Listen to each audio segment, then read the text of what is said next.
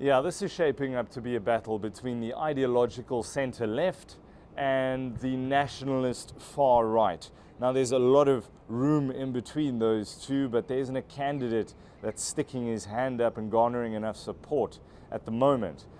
We used the day to catch up with two supporters, one from the PT or Workers' Party, who's backing Fernando Haddad, and the second from Jair Bolsonaro's party.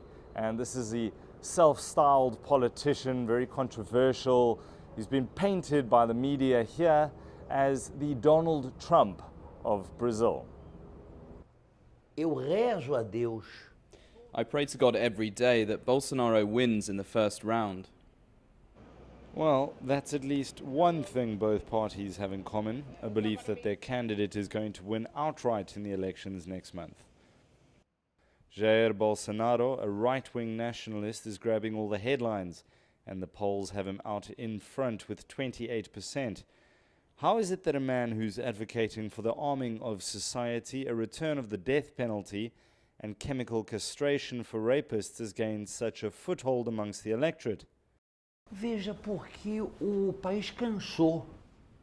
The country is tired of the left, tired of the corruption, tired of being sacrificed and robbed. Bolsonaro is the only candidate who's vehemently against the left and is taking them head on. Veementemente. This supporter of the controversial candidate doesn't much care what's in the papers. In fact, he accuses the media of peddling fake news. Nossa imprensa é toda comprada. Our press have all been bought. It's my opinion that the media is in the hands of the left. We have a dirty press in Brazil. Ela é paga pela esquerda.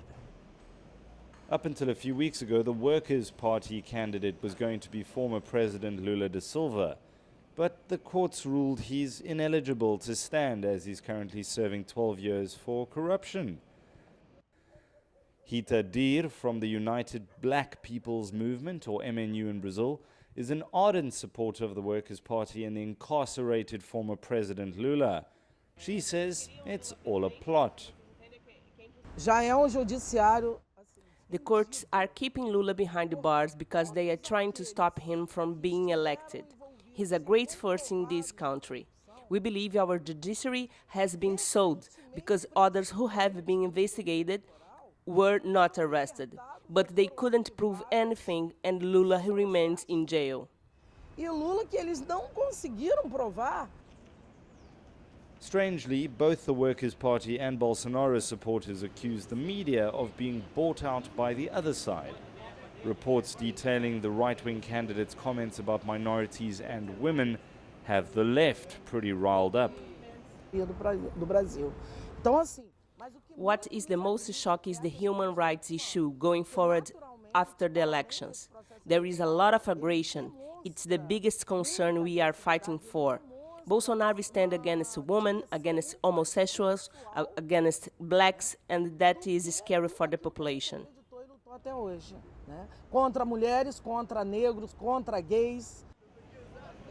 If you walk around the streets of Rio, it's difficult to believe there's a presidential election happening next week. No posters or rallies here. In fact, putting up posters is against the law. Instead, you have flag-waving supporters dotted throughout the country advertising their candidate.